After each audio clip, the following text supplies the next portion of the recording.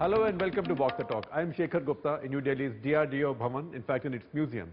And what am I doing here? I'm living out my fantasies of my early years as a reporter when I wrote about missiles and weapon systems. And who's my guest today? But Dr. Saraswat, the man who's designed so many of them, India's missile man now. Thank you for being with us today. Welcome to Walk the Talk, and it's very nice to renew our acquaintance. It's been 25 years almost.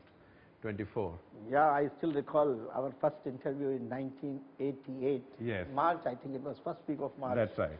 When both of us sat together in DRDO, no, at that time South Block. South Block. I think room number 132 or something. You have a brilliant memory. And you have the memory of a missile scientist. We talked about Prithvi missile, the first Right. launch of Prithvi at that time, which was conducted on 25th of February 1988. I don't know whether you call that. I recall that, and I mean, I remember you. You were a bit of a lightweight compared to now. Oh yeah, I was about 30 kgs less than what I am today. And yes. Maybe I had a few more here. So yes, I can make out that. But from the first Prithvi to now, you know, we've also been incredibly consistent in working on the same series. Now you could either say we've taken too long with each, or we can say that we've stayed consistent to the idea and to the doctrine and to the concept and built on it. What's the difference between that first Prithvi and the Prithvi now, for example, and what's the difference between the idea of Agni, which was then floating in your head? In fact, the name at that point was classified. Yeah. And the Agni now, Agni 5. For this, I think we should go back to what was our vision when we started in 1983 IGMDP. Right.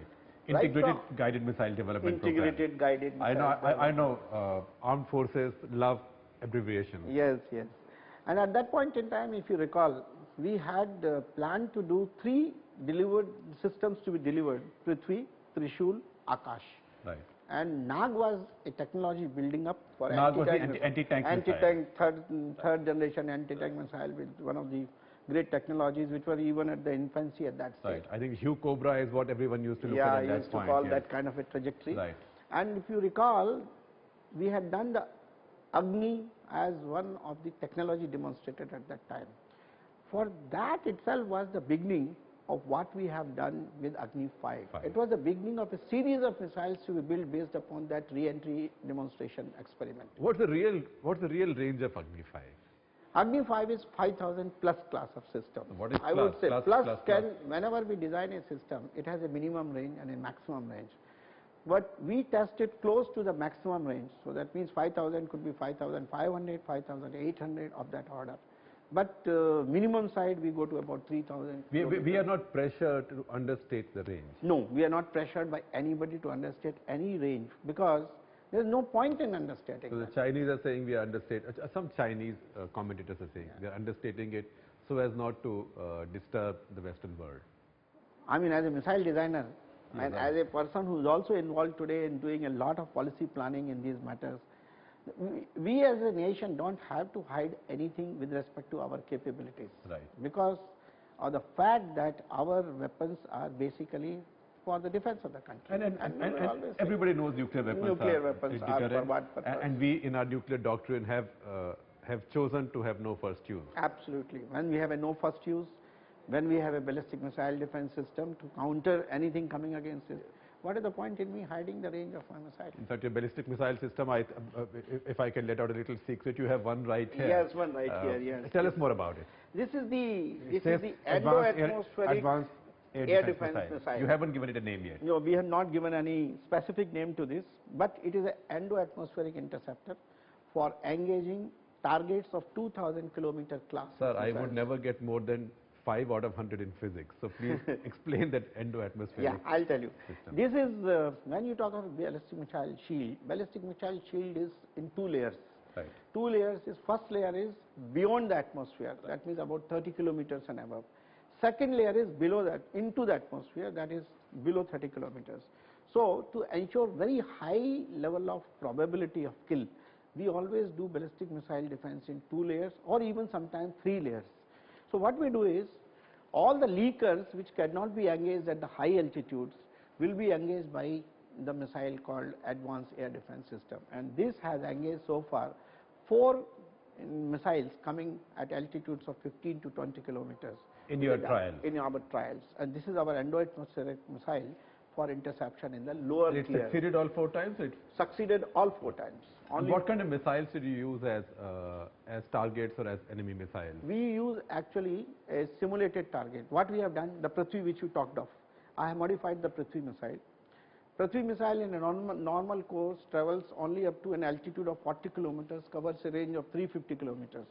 Whereas what I did is I made it go to a height of 100 kilometers and come down like a ballistic missile, simulating the terminal velocities of a target of say 2000 kilometer class, and then engaging that target with this AAD missile. And when do we see Trishul in operation? Trishul we have abandoned as a project. Right. It is no more planned to be inducted or anything.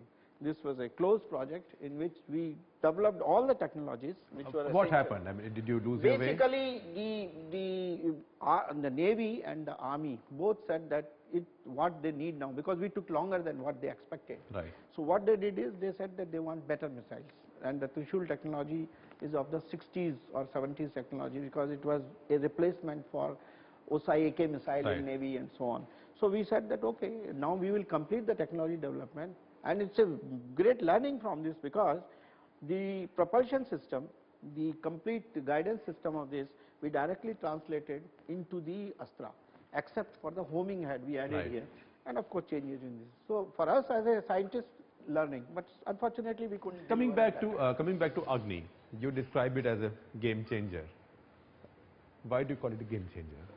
It's a very good issue to be discussed, because I'll tell you, Agni has 2 aspects. Agni is a 21st century missile.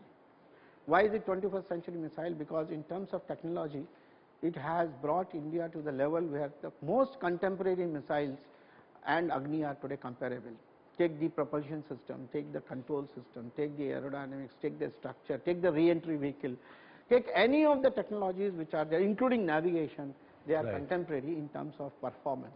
So that is, as far as we are concerned, it is going to take us to a level from where we can do better in terms of ranges and performance. What is this system? This is Pinaka is a multi-barrel This is rocket launcher. this is our one blast device, but basically it is a Pinaka system. Yes. Pinaka multi-barrel rocket And launcher. does this ride a Tatra truck or? It is also Tatra, Tatra same truck. Tatra truck. DRDO seems to love the Tatra truck because everything else. We have been using Tatra trucks from 1986, Right. when the Army advised us to start using only Tatra for all our launchers, mission control centers, launch control centers. And but by the way, it was the only vehicle at that point in time having cross-country mobility, having mobility in snowbound areas, having the capability to operate at even 1,500 meters altitude. So that choice was absolutely right at that time. And you've not had a problem with it. We never had it. And it gives you some special. It has got some very specific features. capabilities?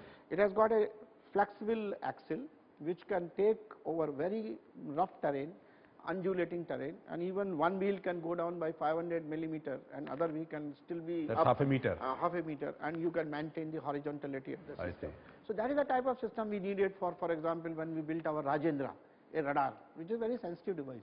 You can't have a vehicle which will transmit all its vibrations. So it's pneumatic suspension, flexible axle, many of the things which are unique to Tatra. They were useful to us. I believe our entire strategic deterrent rides the Tatra now. At least the We wheel, have both. wheel- We have wheel. strategic deterrence, we have rail systems, Rail. and we have wheel systems. Wherever we have wheel systems, it is Tatra. Don't trust the rail. Not now. The highways are getting a bit better. Yeah. You see, Dr. Saraswat, we talk about big things, missiles, aircraft. We don't have. We can spend hours talking about your other projects. Yeah. And I have many complaints about LCA, about Arjun, about things which should have happened long I time don't think back. you should have any complaint on LCA now. Well, it's just taken too long. I sometimes keep thinking by the time it becomes operational, fighter planes may become obsolete as a concept. I think we should put the thing straight on this, because I'll tell you, if you look at DRDO building LCA, since you have raised this point, I would put it this way.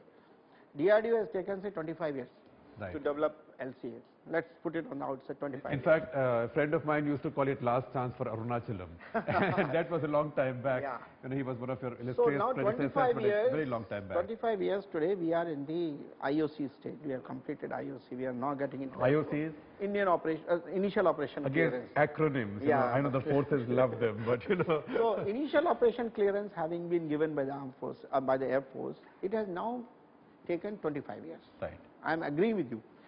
But you see the conditions in which LCA has been developed. I am not giving any excuses, but I want to put the record But straight. post the removal of sanctions? Sanctions have never been removed, but sanctions were reimposed in 98, sanctions were introduced in 88, 89 when Agni was launched. Right. And 88 to 89 and up But to 98. now you should be today okay. but you see what has happened is our LCA program was kind of a program in which we had a tremendous participation of US.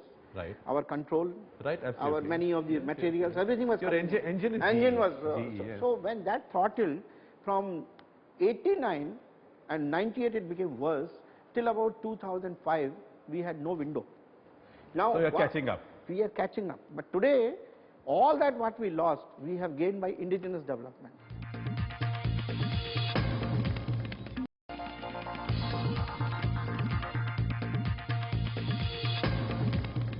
Do you share the Army Chief's recent alarm on the state of preparedness, particularly our air defense?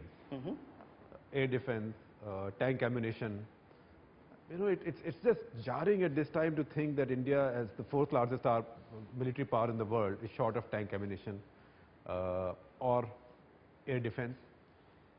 See, there is a shortage, I agree with you, but it doesn't mean that we are at zero level or anything, number one. We have adequate ammunitions. Yes, there are gaps in certain classes. For example, maybe FSA-PDS is not there. But then Just explain that to us. You know, armor piercing, pin stabilized, starting armor piercing I think ammunition. you have a. I think there is a photograph of that somewhere there. If you can just explain it to us, how does it work? I think this is the one. This is the one which is a FSA-PDS. Now you see it has got fins, it has got this. The tank fires it to destroy another tank. To destroy another armor of another tank. Right. Now because of the nature of the material what we use and the speed at which it is going, it penetrates and then of course it has a chance and explodes. these fins stabilize it in That flight. is for the flight. And this The sabu comes falls out. Sabu comes because out. it gives it the mass for it to get momentum. Absolutely. And Initial then it falls momentum off is because of the mass. and falls off to give it penetration. Penetration. Yeah. So, and this tungsten rod is the one which takes all the load, which is capable of penetrating in that. So why armor. can't we make such a simple thing? We used to make it. We are making it 400 mm. We have Oh, now no, 400 mm. 400 mm penetration. It can pierce armor which is 40 centimeter thick. Yes, armor of the international class is Right. 40 centimeter thick. Right. Then we are now making a same ammunition which can pierce up to 500 Then why did the army go out buying outside and buy a shot? When we were doing 425 or 400, production was on, army decided that we should go for the higher penetration capability. 600 millimeter. 600 millimeter, and they wanted to do it urgently because this was a post-Kargil requirement, so Right. immediately it has to be done. So they went for import, and that import unfortunately has not fructified due to various reasons. Now, because we realized that there is going to be a gap, so we have already upgraded this to 500 and we are also going to make it up to 600. 600. But this import did not fructify because some people got banned. Yeah, some agencies had IMI got banned. IMI had a problem. Now, you know, how do you deal with these bans? Because you have many things going on with Israel military industries. You have many things going on with Rheinmetall, for example. If Rheinmetall is banned, Arjun will be in trouble because the gun comes from there. No. Arjun absolutely independent of Rheinmetall or anybody. We don't have anything to do with as far as Arjun is concerned. Arjun gun is ours, which is built by us. Arjun turret is ours. Only engine for Arjun is and that too from Germany. It is not MTU. Germany is a very clean system. We have no problem. So embargoes on some of these companies like Rheinmetall or IMI does not affect Arjun. But yes, embargoes on most of these companies, if you put it, our program like gun program certainly has been affected. Because our program for procurement of guns included procurement of guns from the international market. And today if you look at, out of the major manufacturer of the guns, I think majority of the companies are not in a position to supply because one reason or the other. How do you deal with bans? I mean, is that the way to deal with The it? only way you can deal with bans is to be indigenously strong. And no way you can only depend on outside agencies. But you can't be indigenously strong as long as the gap between you, the lab, and the factory is so much. Then you have to bring other factories in. There are two ways of doing this. What we did in the IGMDP, if you recall our earlier interaction in IGMDP, the production and the development was done concurrently. Right.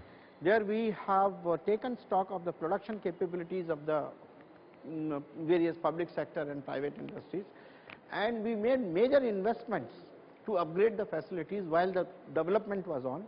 And as soon as the development was complete, and not only that, and we made the production agencies participate in our production development program, thereby online technology transfer took place.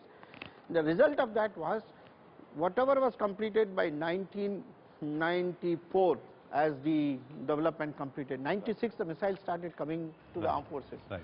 Ordnance factories and our armament laboratories by and large work like this. The only thing that we don't do there is, DRDO has not made any major investment in that. Right. So as a result, at many times the infrastructure in ordnance factories have lagged, and that sometimes has a retarding effect on the And what's been your experience dealing with the private sector? Private sector has been very good today in the country. I must say that DRDO particularly has a very good experience with private sector.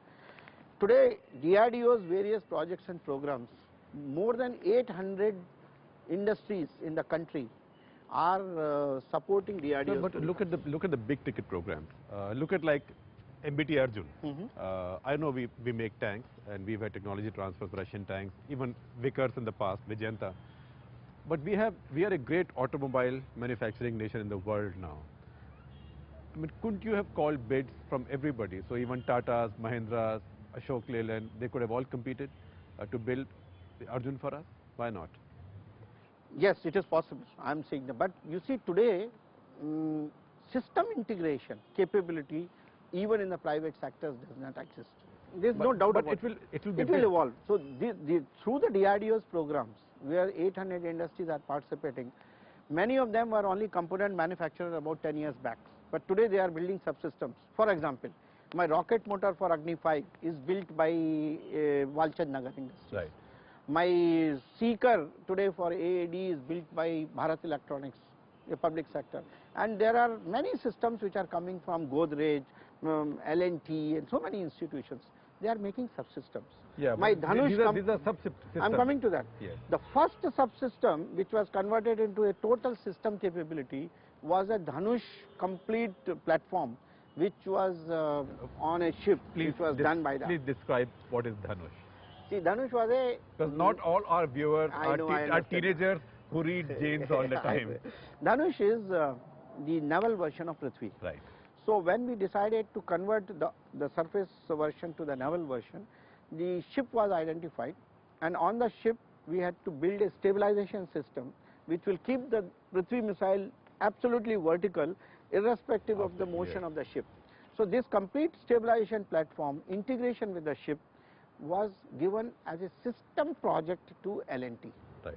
And of course we defined the parameters, and I must say that they did a great job as a system integrator at this stage. But for L&T to come to that stage from development of subsystems to a system integrating in aerospace, it has taken, it happened in 99. It took about 10 years because I started working with them in 89. Similarly, many industries today are yet to come to that level of system integrator. But you're willing to work with them? Absolutely right. In fact, I have been telling our people that for Akash, for example, we should now create 3 to 4 parallel lines in the private sector where BDL, Bharat Electronics and private Akash sector. Is your, if I may Akash repeat, is our long-range surface-to-air missile. Which is required for armed forces, which is required for air force, and we need to build in numbers. Right. The only way we can meet the requirement in fact, is the first orders have now been placed. I think 2 regiments for about 15,000 crores. Army orders are there. So it's a very expensive Air missile. Force orders are there. And you see how the private industry is helping BrahMos. Right. Today BrahMos also we need in large numbers. While we have a joint venture company which is doing production With Russians. With Russians. BrahMos is a cruise missile. BrahMos is our cruise missile, supersonic, built in collaboration with the Russians, and its production is at two places. One is in Trivandrum, another was in Hyderabad. These are two government agencies, but 60% of the subsystems of BrahMos are coming from Godrej, L&T, Walchandnagar, Mahindra, many industries. Right. So we have today industry capable of doing large systems, but large subsystems. But system integration, a few are available. But you'd like to see more of them doing. More of them coming up, and the day it happens, you will get UAVs coming from private sector, you will have missiles coming from private sector, you will also have guns coming from private sector. And meanwhile, we'll keep on seeing more and more missiles coming from you, because that's your first love. Yeah. You are a missile man. But tell me, just a philosophical question. When you see these missiles, you say, you applaud, wonderful, everything came out right. You know the capabilities of these missiles. They don't do nice things. Do you ever imagine a situation where we may end up having to use one of these instead of just testing them? I would say that I would shudder to think of its usage, because while I build missiles, I would never like it to be used. Yes. Because I can understand the catastrophe it creates. I can understand the damage it can cause to the humanity. I always want this missile to be used as a deterrence rather than its ultimate use for any battlefield. So that's the point. You make better and better missiles and better and better strategic weapons, so that nobody has to use them. Nobody has to use them. I do that. That's a good philosophy. Yeah.